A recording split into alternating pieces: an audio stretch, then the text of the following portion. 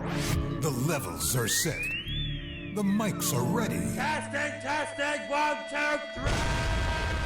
So strap yourself in. It's time to go one-on-one with Bill Alexander. Let's go.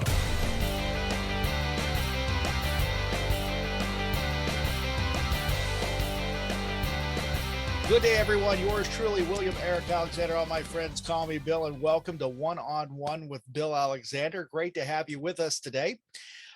Today is one of those shows I love to research because the individual that I'm going to be talking to has appeared in Playboy. And you know, I've said this before when I spoke to Deborah Driggs a few months back, but it's interesting to be able to go back and look at those photos.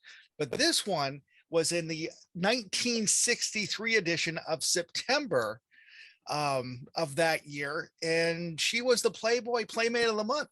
On the line right now, we have Victoria Valentino. Victoria, how are you doing today? I'm doing fine, thank you. So I was going back and I was, of course, like anybody would that does research for a program like this, you go back and the first thing you do is you look at the photographs. And from what we see in 2021 compared to what we see in 1963, there's a big difference in what was being shown in the magazine at the time. Well, I had more to show. No, but I just mean it was more, I don't want to say it was more prudish, but it was more suggestive than actually showing all the detail. Well, yeah, it was a little bit more ladylike, shall we say, Madonna. I think my centerfold was the only centerfold in all of Playboy history that looked like it should have been hung in the Sistine Chapel. So I thought it was really interesting. I was reading an article that you did with the U.S. Sun from December 22nd, 2020. And it says what really got you into this was your husband who was taking photographs of you and submitted them to Playboy. Yes. I had been trained in New York and Connecticut as a legitimate theater actress, and had 9 years of classical ballet under my belt. I majored musical theater at the American Theater Wing in New York, the Tony Awards school. And all I'd ever wanted to do was be on the Broadway stage and do Shakespeare and do Rodgers and Hammerstein stuff. That was my dream. And after I came out to California, I wound up getting kind of taken under the wing of this Afro-Cuban cunguero who turned out to be a con man. And but I didn't, of course, know it. I was a kid straight out of private school in New York, and my father was an old Disney artist from the old days in Disney history. He was a background artist for Fantasia and Pinocchio. Oh, wow. And Bambi. I mean, he was legendary. Uh-huh. We didn't know it at the time. He was just dad, Right. and hunched over the drawing board all the time. And don't touch my elbow. So when I was out here, I really kind of got well, I was a sitting duck, I was young, I was naive and rebelling against my family and living a bohemian coffee house kind of life, and plunking guitar and singing protest songs and old folk ballads and stuff like that. So I wound up marrying this man and loving his 2 toddlers, and we had our own son. But prior to that, he and this other photographer friend of ours, they were my husband wanted to become a photographer. And so he and this photographer friend of ours started, reading all the photography magazines and discussing Hasselblads and, 2x2 or 2x4 transparencies and, all of the pros and cons of this and that, and I was their model. Okay. And having an artist for a father who used my mother for a model, and it was like no big deal to me. And then they started putting their heads together and muttering, and then they would look at me, and then they'd go back to muttering amongst themselves. And I kept hearing this word Playboy coming up. And I had no idea what they were talking about. I'd never seen a pinup magazine. I'd never heard of Playboy. And even when I was accepted as a Playmate, I had no idea that it was such a big deal. All Oh, I could wow. think of was, oh my God, I hope my father doesn't ever see this because he's going to kill me. And of course, that's what happened. They did find out. And they were, in fact, disinvited to dinner because the brother of the host had seen my centerfold. It had just hit the stands. And they were so shocked that my parents were disinvited to dinner, and they never forgave me, and I was disowned for 4 years. Okay. And probably never forgiven for the rest of their lives, until I took my mother to the mansion after my dad died in, I can't remember, sometime in the 90s. And it was a Playmate of the Year luncheon. And she, at that point, was wearing a button with my centerfold miniaturized on it. And I introduced her to Hef, and he was the gracious host. He stood up, he walked over to her, and he called her Mama. And he said, well, I can see where Victoria got her beauty. And she never got over it. So I was redeemed in the end, more or less. So whenever he said that he wanted you to do Playboy, like you said, you didn't know what it was. Were you shocked that they wanted to send out nude photos of you to someone to put in a magazine? Well, I didn't, they never said, we want you to do Playboy. I just didn't know what they were doing. I was just posing, thinking that helping my husband's future photography career. I just think that's interesting, especially in 1963. Oh, it was very bizarre. Yeah, you're 19 years old. Someone says they want to take nude photos of you, and like you said, it's your husband, so you wouldn't think anything of it. But what happened whenever you got the phone call from Playboy saying that, hey, we're going to put you in a magazine? Well, I didn't get the phone call. He fielded everything. And so they did all the negotiations with him, and I was just told when I had to show up at the studio. Okay. And at that time, my centerfold, they paid, it's embarrassing to even share what they paid in those days.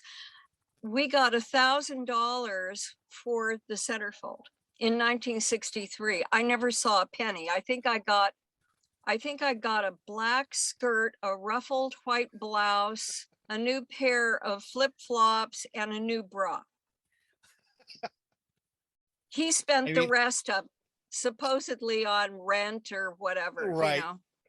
So, and the other photographer who took so many of the photographs, a guy named Harry Drinkwater, who many of his iconic photographs that have been in Playboy for decades were attributed to Mario Casilli, and Harry never got over that.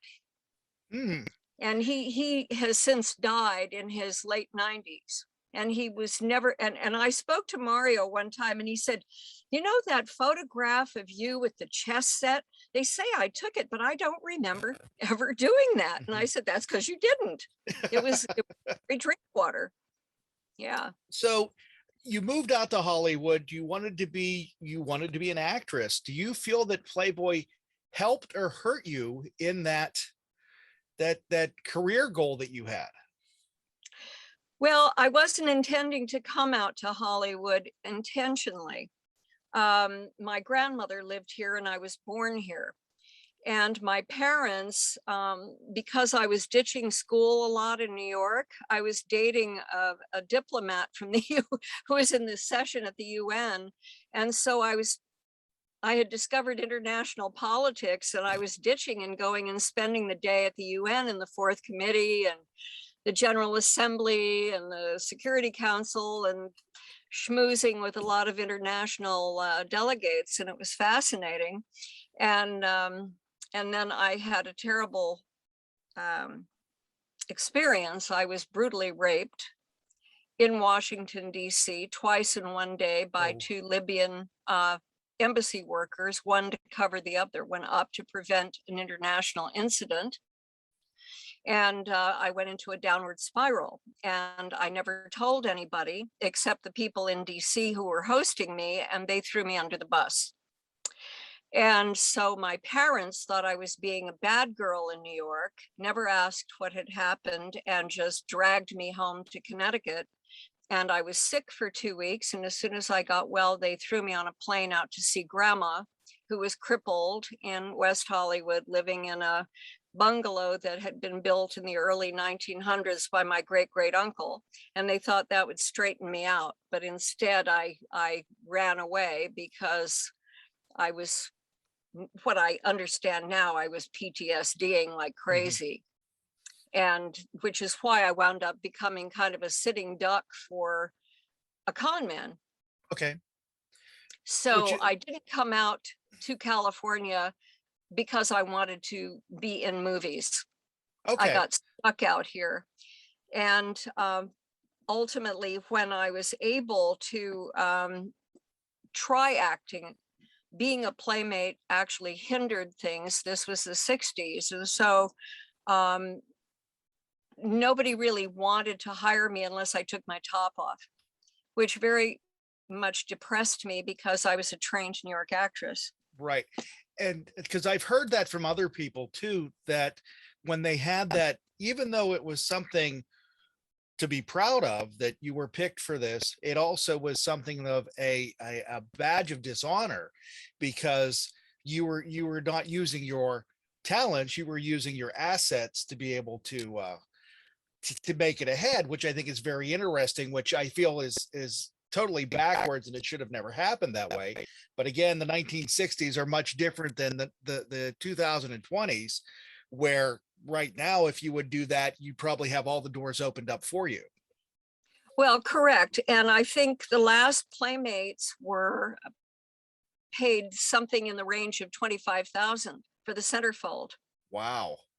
So wow. even the cost, the price of admission was a lot higher.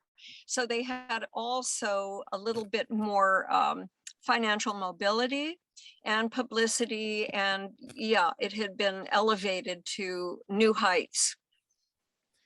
Now, do you think, and you said this, you felt Playboy, the moniker hurt you, but you told me at the beginning before we did this, you actually did a talk show for 12 years where you would interview former playmates about that. Now, do you feel that it eventually ended up helping you, or is it still something that you're, I don't want to say running away from, but you're not embracing all the way, or has that changed? Well, first of all, the end of the 90s, well, somewhere in the middle of the 90s, Playboy had its 40th anniversary. And they were looking for all the so-called lost playmates to come and be part of the festivities. And I got on the guest list.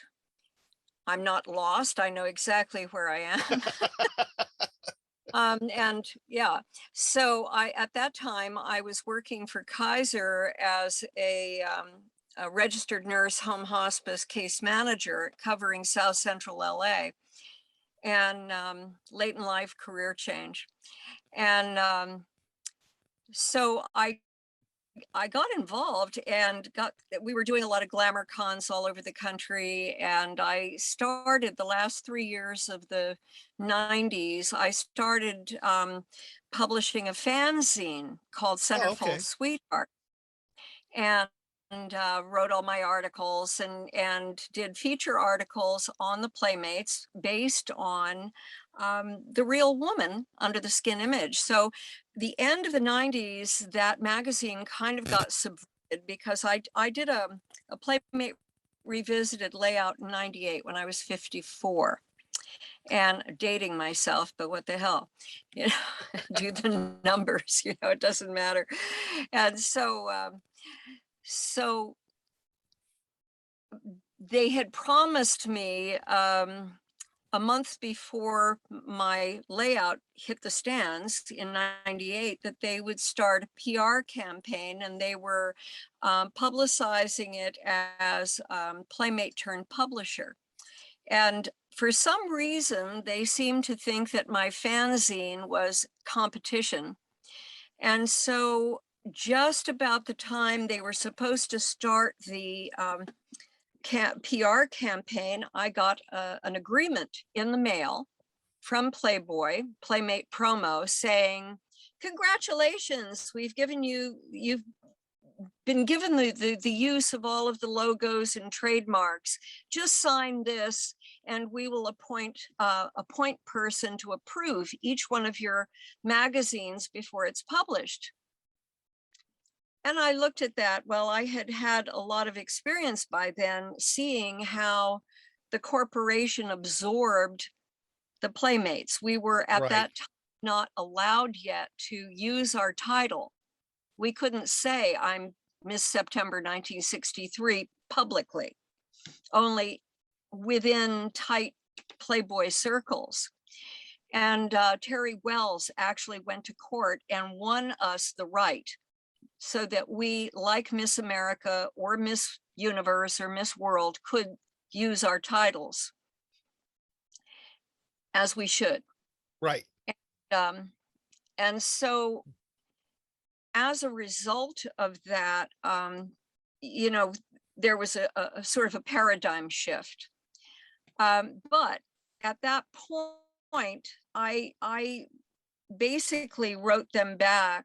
You know, I would avoid signing the agreement because I was going, this is my magazine, you know, this is my thing. It was my dining room table, Kinko's thing, you know, and everybody loved it. I had about 220 paid subscribers, and they were all dyed-in-the-wool old collectors, you know, and I knew them all from the glamour cons. And so it was like a fun thing to do.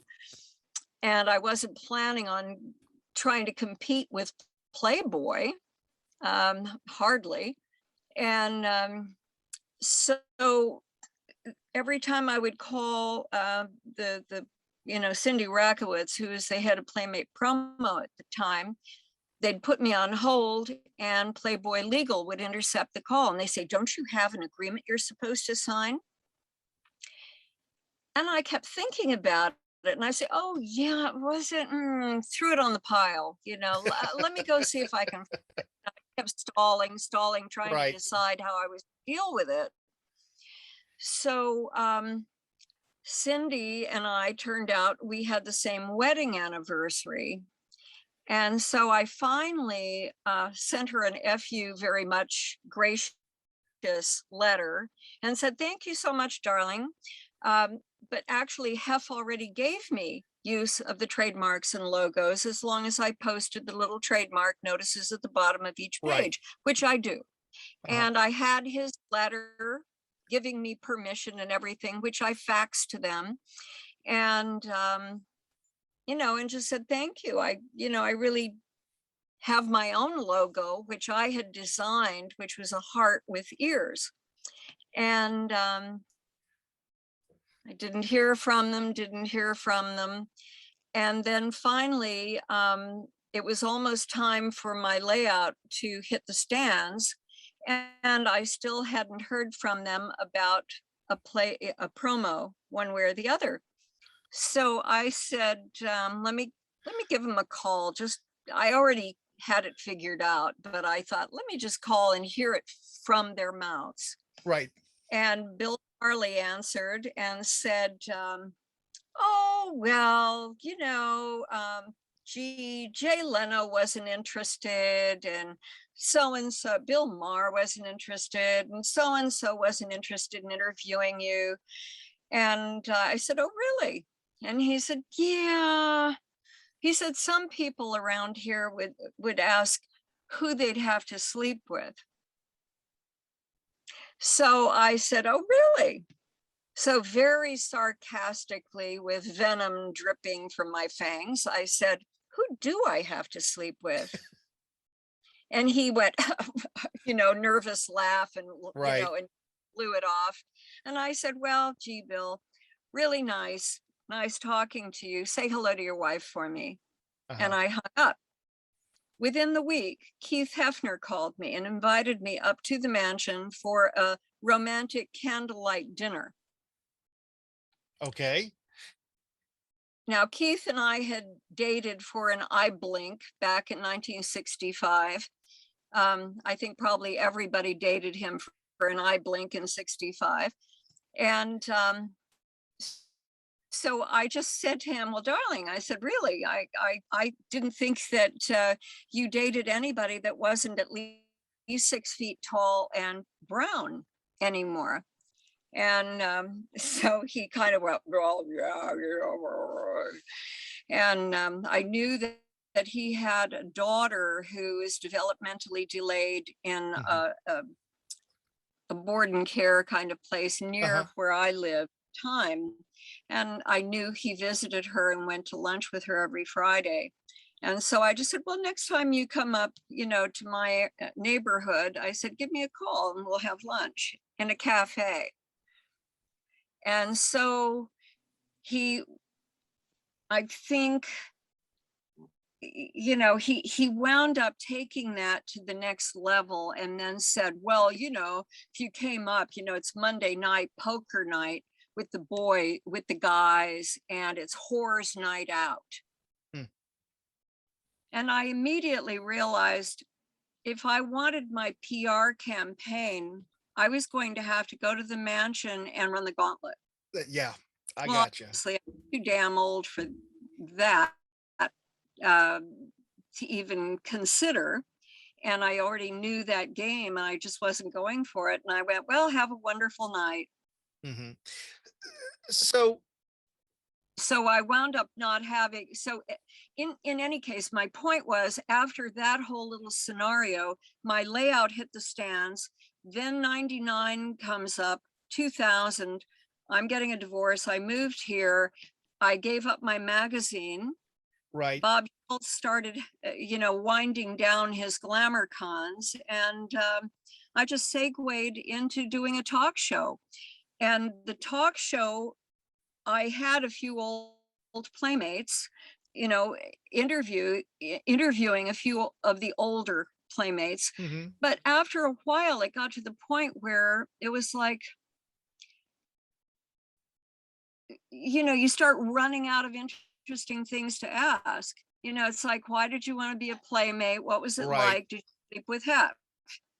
So what you just told me, so did that happen with pretty much everybody during the years that the magazine was on top of the rack and it was so popular that they had to run through the so-called gauntlet to be able to get the promotion necessary to sell the magazine?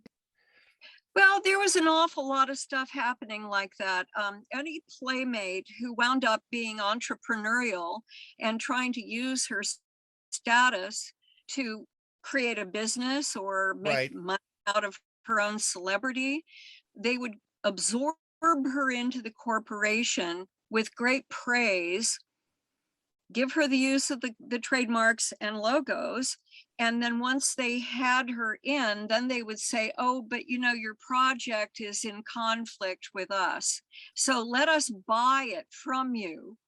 And so they would buy it for a really cheap amount of money, really cheap. And then they would fire the playmate. And then she would be out of her business and fired and kind of kicked to the curb. And that happened with Charlotte Kemp. She was the first one who was given the logos, and she had the Playboy running team. and they supported her for the first year, and then afterwards she had to do everything, and no further support.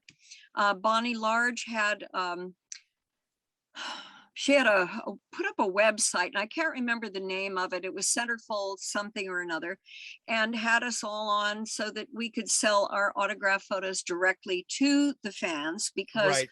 up until that point, everything had to go through Playmate Promotions. They would open all of our mail, and we would only get mail delivery once a month with opened envelopes. So we never knew, were we getting the money, because Oh, some interesting. sending cash. Because I'm looking at this, and you're telling me what was going on then, and then you have a Playmate that happened in the 90s, Jenny McCarthy, who posed and then all of a sudden had her own TV career and had her own everything else. Was she under that same type of umbrella, or was that when they were starting to lose their grip on the Playmates? Well, I think it was when they were beginning to lose their grip, but don't forget, she was a much younger, she was in a later period of time. We were the old ones. Right. That's what I'm asking. If there was a transition from that tight vault type situation to then later on when they were finally realizing they were opening the doors because they were losing control of who they had. Well, yeah. And I think also the younger girls were a whole lot more savvy. Okay. They were hipper to the scene, what they were, what stormy waters they had to navigate, and they knew how to do it.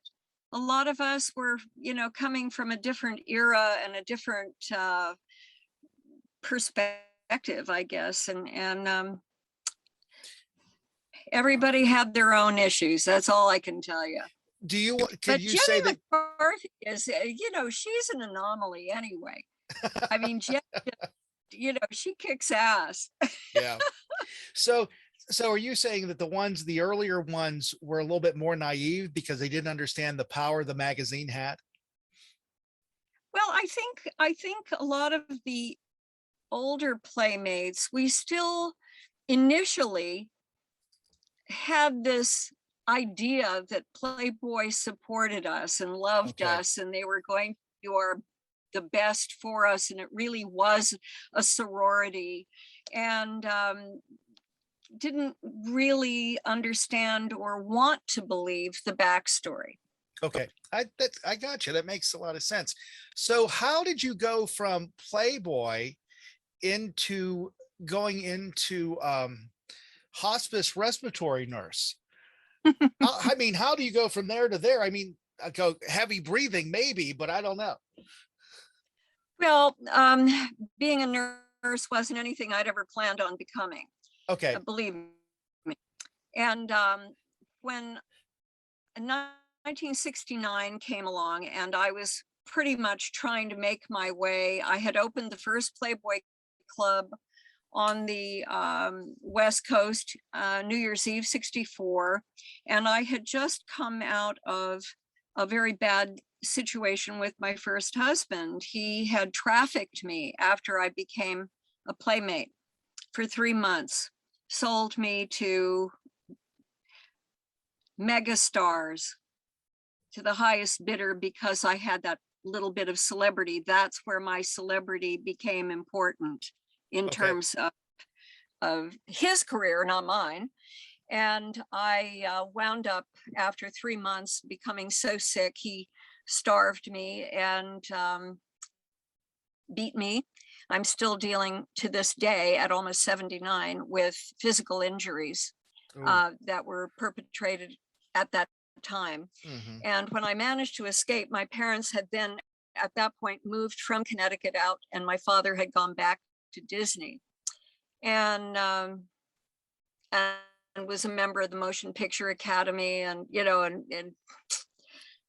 so they helped me in kind of a roundabout way escape from that situation, but it caused an awful lot of trauma that I won't get into right now. But I spent several years just trying to recover and find my footing. Okay. and I became a Screen Actors Guild member, trying to make it, doing TV or whatever I could, a commercial here, a Man from Uncle there, and a little spot, and just whatever I could. And I had at that point a little boy who was racially mixed. And so this was all around the Civil Rights Act and Vietnam and the Summer of Love. That was that period of time that I was navigating through alone without much support from anybody, and didn't even know how to get a real job. All I knew how to do at that point was sing, dance, look pretty in front of the camera, and sling drinks, do the bunny dip, didn't even know how to get a checking account or get my shoes fixed, So, it was a difficult time. So while I was working one day on the set of a B movie, I was picking a little guitar, which I had learned from Hoyt Axton. I don't know if you remember Hoyt. Yes. He, well, before I met my first husband, I was his old lady, so to speak. We had traveled and been on the road together, and he taught me guitar. And I used to write poetry. Was this when you were part of the folk group? Well, I never was part of a folk group. Okay. I was traveling. I was just his girlfriend, and we were traveling. He was with at the Troubadour. Excuse me, I need a sip of water.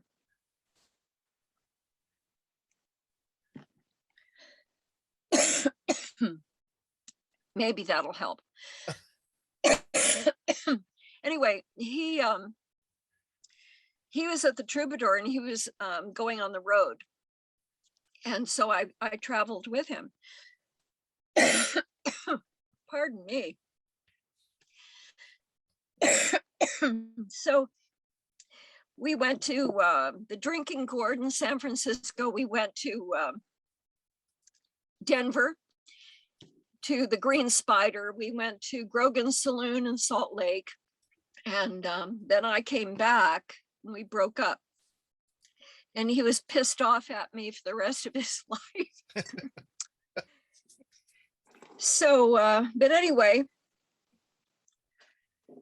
I wound up learning how to write songs and pick a little guitar. Oh, okay. Thanks to him. And so I was on the set of some awful movie that I was flashing my boobs for, and picking a little guitar in between takes. And one of the actors said, "Hey, I know an agent who's looking for talent for this guy who's a producer at Capitol Records. Are you interested?" I said, "You bet." And so I went, and they sent me over to Capitol, and the producer was a guy named Vic Briggs, who was the lead guitar for the Animals. Remember Eric Burdon's Yes, The Animals? yes. Well, Vic Briggs was at that time producing for Capitol. So I sat down in his office and picked a little guitar, sang a couple of my songs. He said, "You want to make an album?" And I said, "Sure." And so I wound up getting signed, and my audition piece was an old Donovan song called Sunny Gooch Street. And do you remember Sunny Gooch Street? Yes, I'm actually an oldies DJ on the side, so yeah, I'm familiar with all this. What's I'm an that? oldies DJ on the side, so I'm familiar with all of this. Oh yeah, I loved it. And my then boyfriend at the time played guitar behind me. He's since passed away, but he was a guy named Dick DeAugustine. And he apparently, I only recently learned stuff about him since he died that I didn't know at the time because I was just too in love to. But he apparently was a singer, dancer, amazing guitarist, and had cut a couple of 45s and stuff. And I was surprised to learn all this stuff after he died, but he was an amazing guitarist, and we even performed at the USO chorus, USO, in at the Hollywood Canteen. They didn't invite me back because I was playing anti-war songs. Oh, well, yeah, that would do it. Yeah, well, in those days I was pretty much of a rebel. So still am in my own way. And so he played for my audition, and it was great. And so I got a music attorney, a guy named Mutt Cohen, and his brother was the personal manager, and they together handled Frank Zappa, Linda Ronstadt, and the Cowsills, and me. Okay. And so my son wound up having an audition for a McDonald's commercial on Friday. He drowned the next day in my music attorney's pool. And I went off the deep end. And then a few weeks later, Bill Cosby drugged, kidnapped, and raped me. And that was the last straw. And I walked away from Los Angeles. I walked away from my family, who were not dreadfully supportive anyway. And I just threw everything I could, my son's dog, my guitar case, and whatever I couldn't stuff in my mother's garage, and hit the road. And so through a series of travels and various events, I wound up being gone for 12 years. And while I was gone, I had a farm in Oregon, dairy goats. And I got a part-time job in a nursing home and to get some extra grain money for my herd, and wound up learning some nursing skills and became a certified nursing assistant. Not planning on becoming a registered nurse, but then eventually I wound up moving back to California. It was sort of time. My father had had a heart attack, and my little girls were adopting everybody else's grandparents. I had 2 little daughters by then. And I thought it was time that they know their own grandparents, and for their grandparents to know them. So I moved back, and the relationship, my children's father at that time, everything kind of fell apart. And Glendale College was down the street from my parents' house. And I thought I would go down there and see about chiropractic and become a chiropractor. And they talked me into this quick 2-year RN program, which turned out to be not so quick. And it was like boot camp. And if I had known what I was getting into in the beginning, I probably would never have done it. But I graduated with honors at 42. Wow. And I worked for 2 years in pulmonary medical ICU, and then got involved with a doctor, and we all moved in together and eventually married.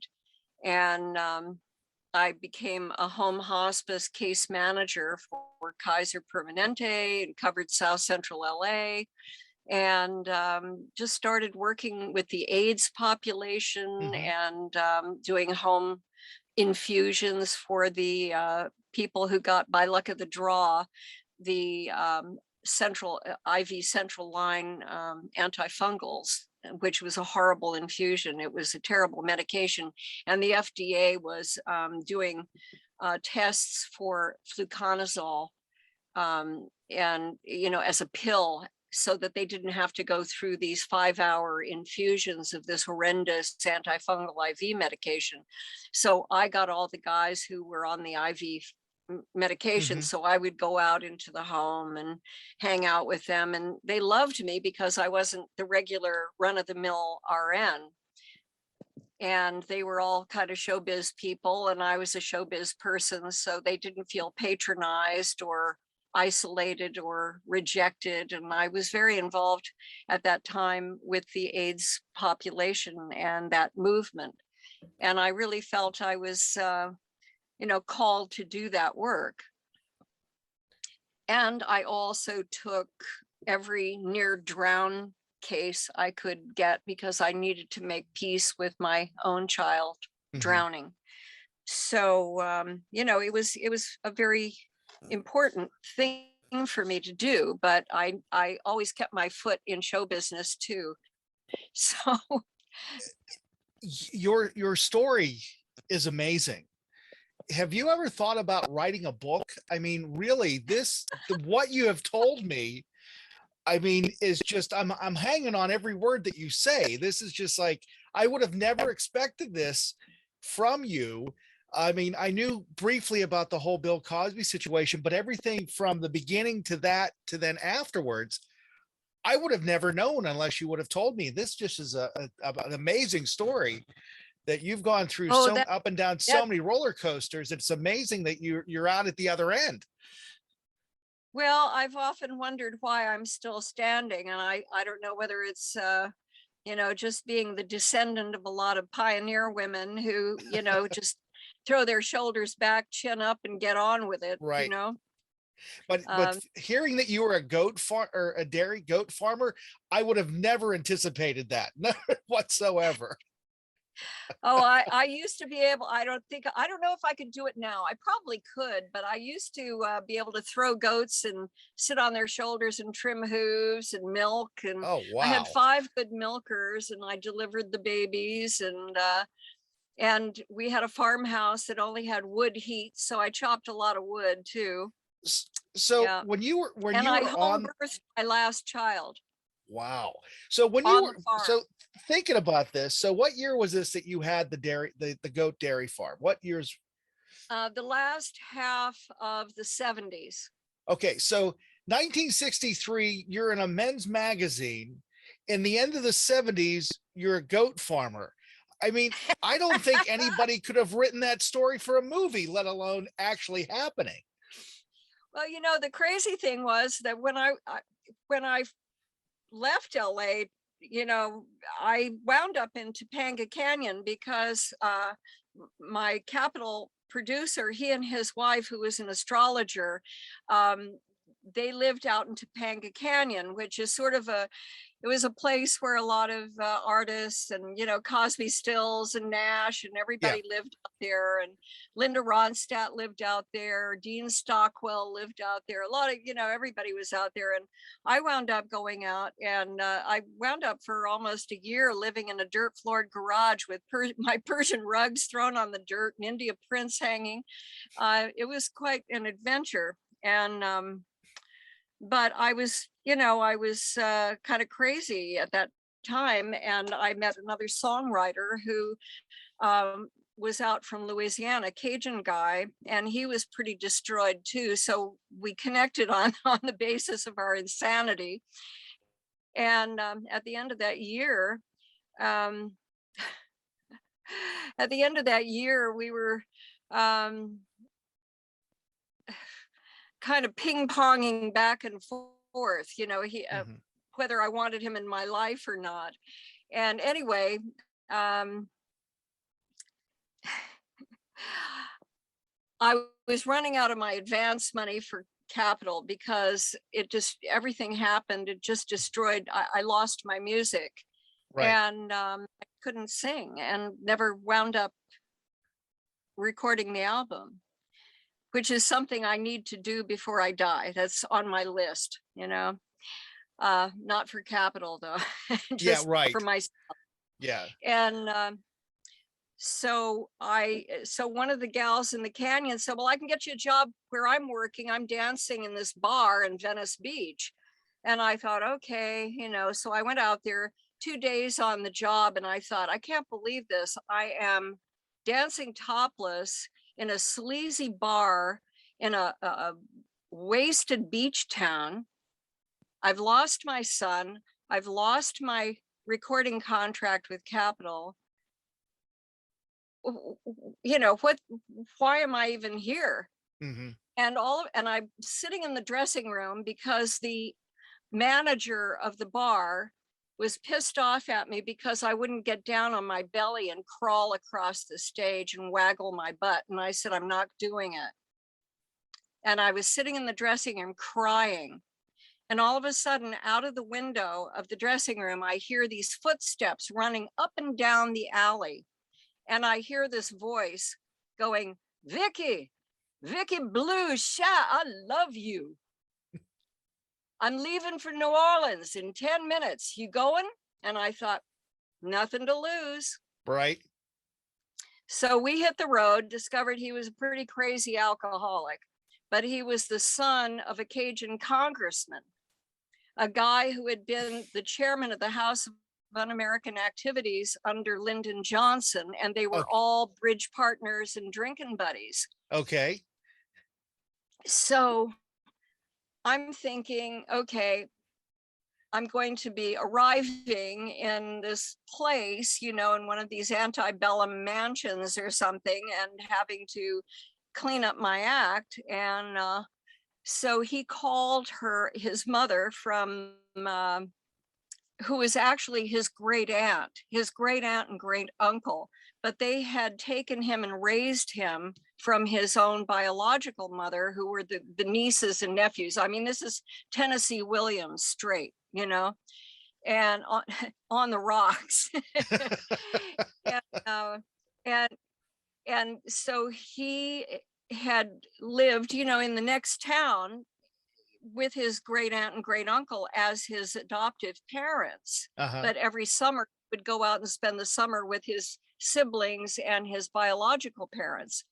And but he had been kicked out of every prep school in DC, rolled every sports car they'd ever, he was always rebelling. And his uncle, always wanted him to go into politics, become an attorney, and he wanted to be a musician. So it didn't sit right with them. And so he was sort of the black sheep of the family as a result. So he calls his stepmother on his way and he said, my mom, he said, I am bringing my lady home. And she said, can't bring none of you bitches here. So we wound up living in a camper in his biological mother's front yard for the first 6 months. Wow. And then found an old crawfish cleaning shack on the bayou that we bought for $2,500, fixed it up, made it a nice little lovely home, actually. And I had our first daughter there. And then his alcoholism got too crazy for me, and I hit the road and came back to LA and decided I wasn't ready for my family, for this lifestyle, or my son's grave loomed still. Right. And so I moved up to Oregon and immediately registered for college and did 2 years of art history, basic design, graphic arts, ceramics, and had a wonderful time. And then the farm became available and I wanted to raise my kid on a farm. So I just, it was 20 minutes south of Portland, 22 acres, a barn specifically built for goats. I mean, it was beautiful. It was 3 orchards. It was just idyllic. It was wonderful. So I started collecting goats. Yeah. So you mentioned your 2 daughters, and I guess eventually they found out what you did for Playboy. Did you have to frame that in a way to make them accept what you did? Because I can imagine a kid seeing their mother doing that in another lifetime would be very, I don't know, I don't want to use the word embarrassed, but would be embarrassed or apprehensive about it. Did you have to frame it in a way so they understood? I can't remember when I told them. I don't know. I think it was something they just sort of always knew. Okay. Things that I had to tell them that were really harsh were that I had been trafficked. Okay. Of course, I only learned to frame it in a certain way now that it's palatable. So that was probably harsher for them, but I told them when they were probably too young because I was afraid that somehow or another they wouldn't be prepared for the harsh realities of life, and I didn't want anything bad to happen to them, and I wanted to maintain open communication and not have any secrets, because I thought, well, if they grow up and they find out that I've been keeping all of this from them, they're going to feel betrayed, and Right. they will feel that they couldn't trust me. So I told them too much too young. And of course, my oldest daughter's fine with it. She's very grounded because her toddler years were spent on the farm.